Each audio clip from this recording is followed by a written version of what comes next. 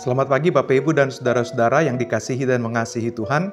Kita berjumpa dalam doa pagi online pada hari ini. Kita mensyukuri kebaikan Tuhan yang nyata dalam hidup kita. Dan karena itu mari kita memulai segala sesuatu dengan saat teduh. Kiranya doa pagi ini boleh memberkati kehidupan kita semua. Mari kita mulai.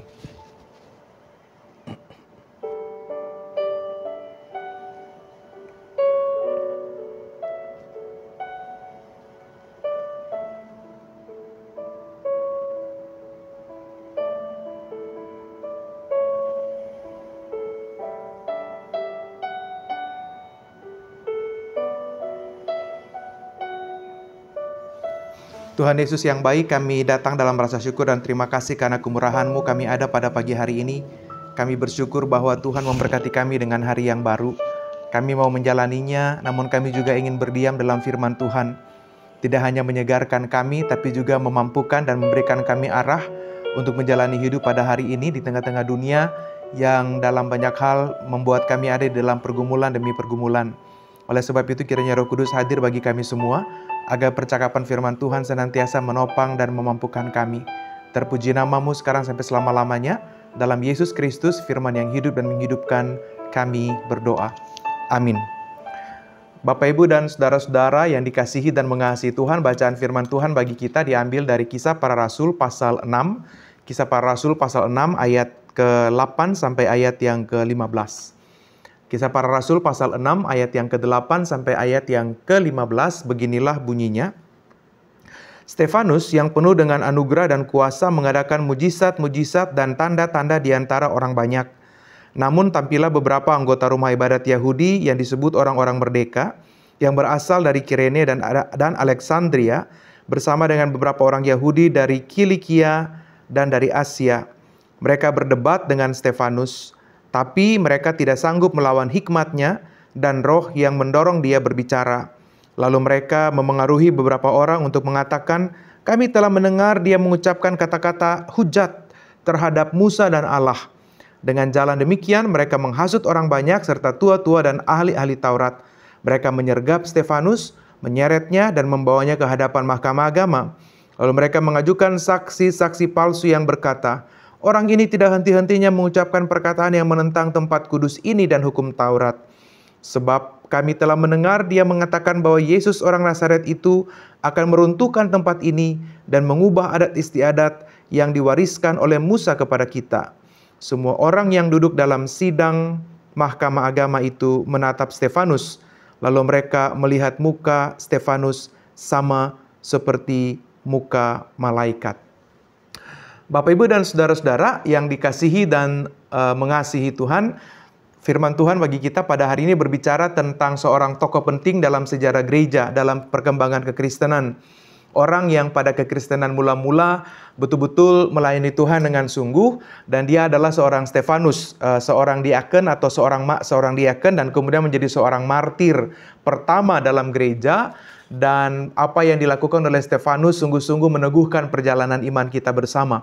Nah, saudara yang dikasihi dan mengasihi Tuhan, teks kita ini ada di dalam situasi di mana setelah Stefanus diangkat menjadi diaken untuk melayani orang-orang Yahudi keturunan Yunani atau janda-janda dari orang-orang Yahudi, orang-orang Kristen Yahudi gitu ya, yang ada di Yunani. Itu kemudian karena mereka tidak terlayani dengan baik, maka pada waktu itu para rasul mengangkat beberapa 7 orang diaken untuk dapat melayani janda-janda ini.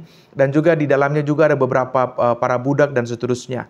Tapi yang menariknya saudara, kisah datang dari Stefanus menunjukkan kepada kita tentang keteguhan hati, tentang kesetiaan, tentang kerelaan dalam melayani Tuhan, sekalipun ada di dalam situasi-situasi yang tidak menguntungkan atau situasi-situasi yang tidak menyenangkan. Nah, teks kita pada pagi hari ini ayat 8 sampai ayat 15 berbicara tentang sebuah situasi sulit yang dialami oleh Stefanus. Jadi ada orang-orang, para budak-budak yang telah dimerdekakan atau yang telah dibebaskan, dan kemudian mereka kembali kepada adat istiadat Yahudi mereka menjadi tidak senang karena banyak orang-orang sesama budak yang dimerdekakan dan kembali mengikut Kristus. Oleh karena itu, atau menjadi seorang Kristen. Oleh karena itu, ada sesuatu hal yang membuat mereka jadi marah atau mereka tidak suka. karena sesama orang-orang Yahudi memeluk kekristenan pada waktu itu, sehingga pada akhirnya mereka mengangkat perkara atas Stefanus. Yang terjadi, Ibu Bapak dan Saudara, teks kita menjelaskan bahwa mereka menuduhkan kepada Stefanus tuduhan-tuduhan palsu. Mereka mengatakan bahwa Stefanus menghujat Musa dan Allah.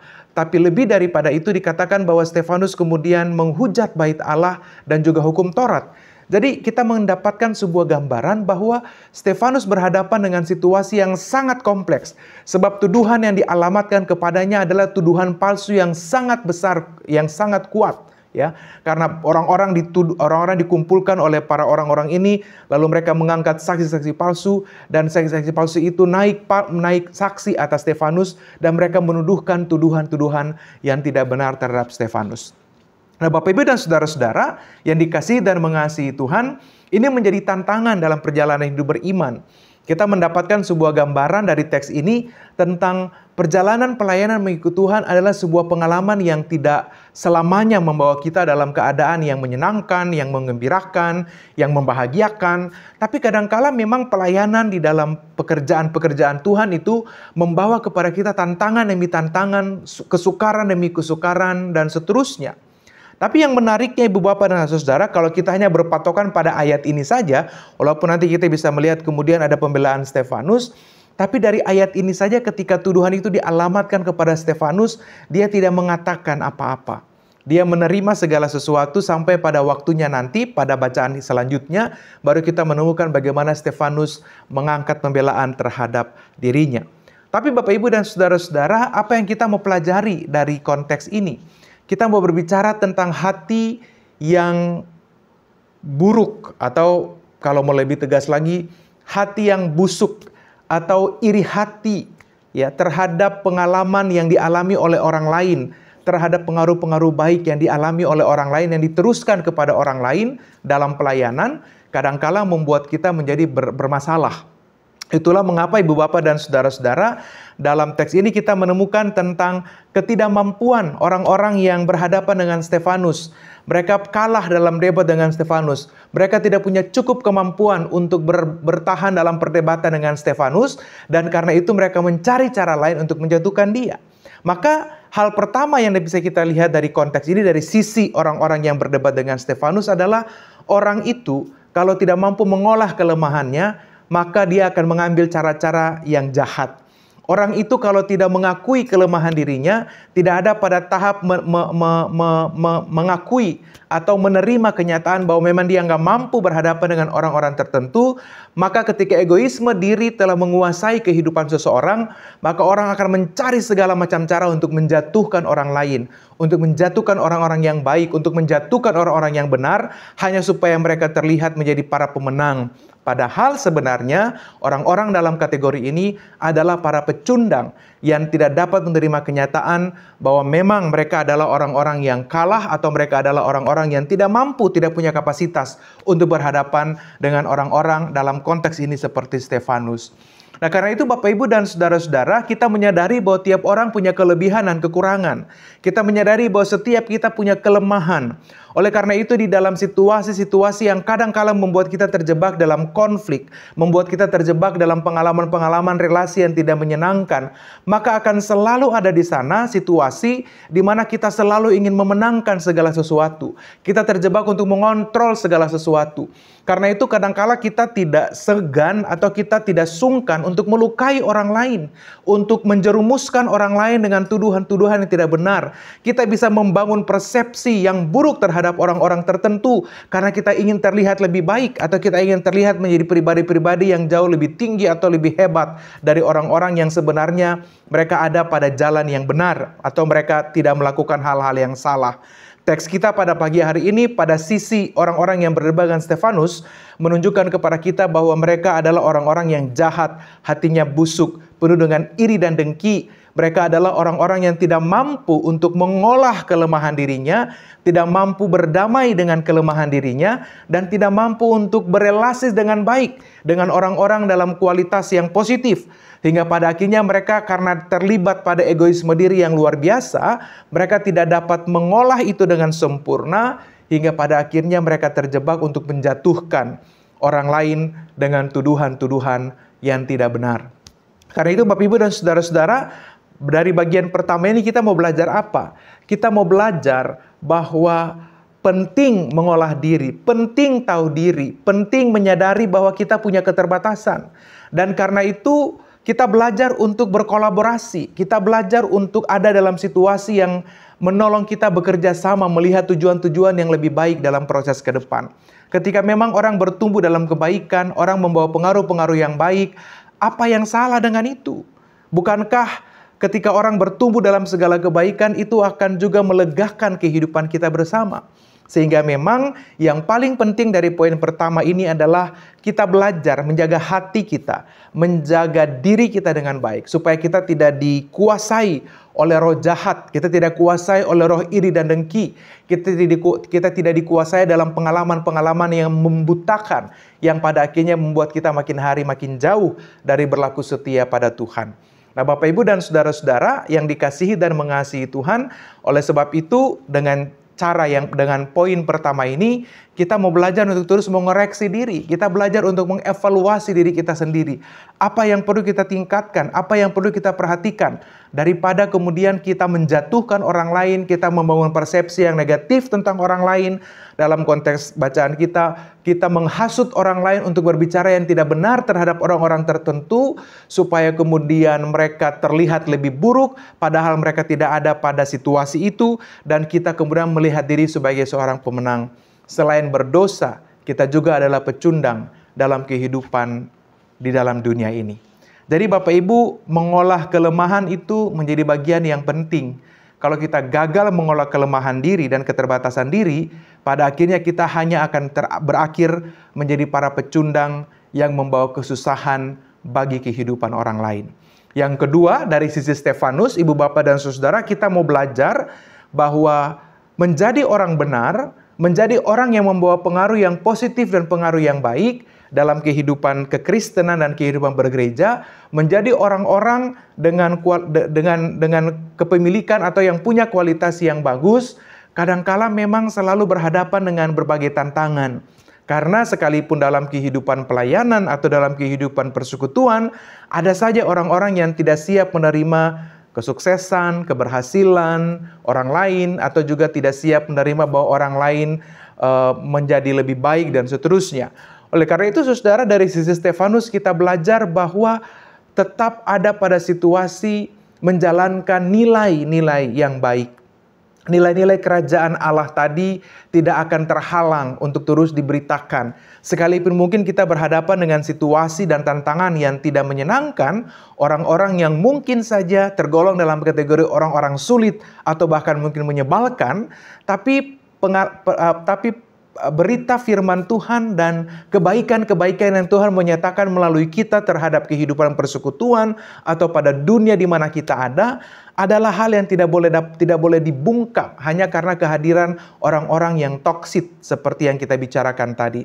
Oleh karena itu, dari Stefanus kita belajar bahwa menyampaikan kebenaran Tuhan, menyampaikan nilai-nilai yang bagus dalam kehidupan, menyampaikan pengalaman-pengalaman yang meneguhkan dan menguatkan orang lain, menghadirkan kebenaran-kebenaran yang didasarkan pada apa yang Tuhan kehendaki, tidak pernah boleh dibungkam oleh apapun juga.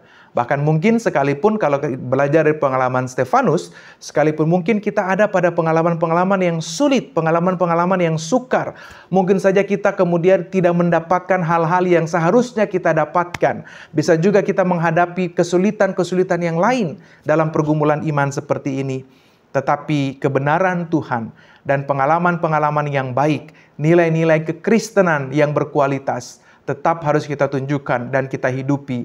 Tidak peduli bagaimana situasi, tidak peduli bagaimana orang-orang yang kita hadapi, tapi kualitas seorang Kristiani, kualitas seorang murid-murid Kristus adalah mewujud nyatakan panggilan hidup sebagaimana yang Tuhan kehendaki.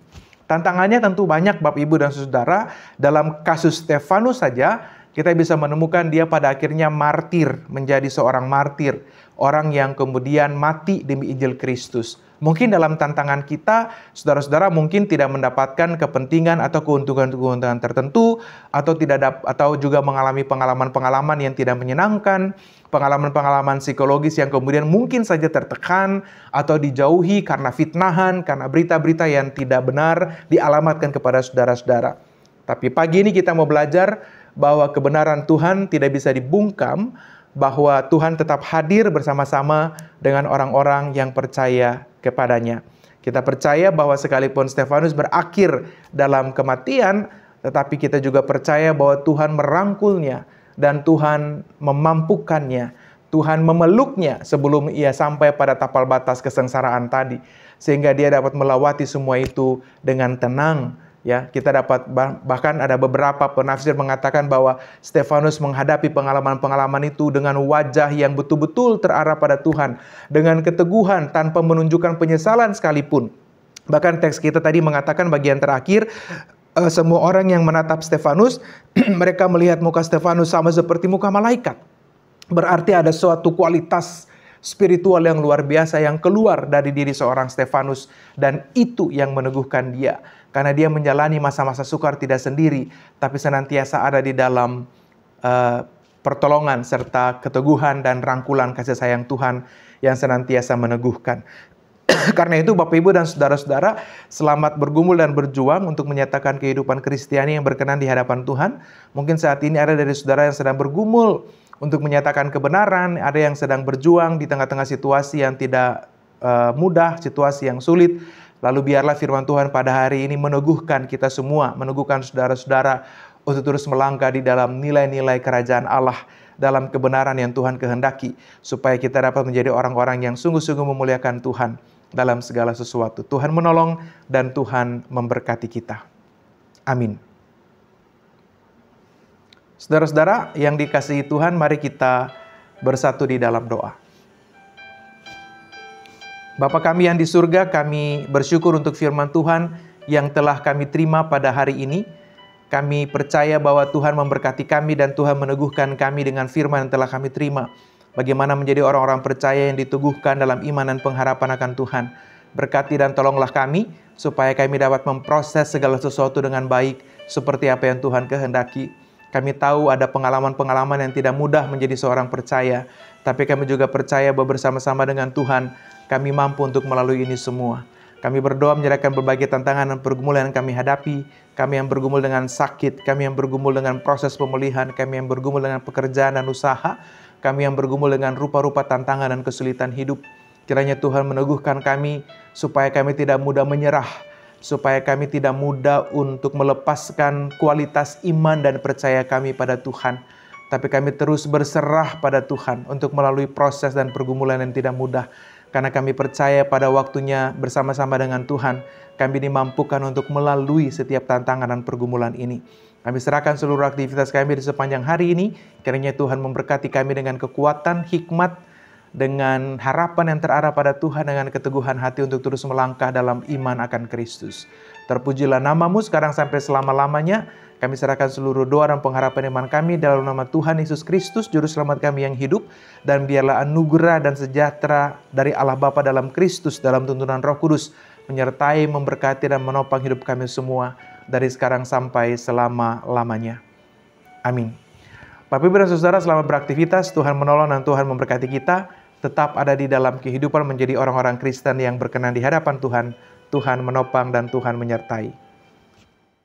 Bagi Bapak Ibu yang memiliki pergumulan khusus dan ingin didoakan, bisa menghubungi rekan-rekan pendeta di nomor berikut.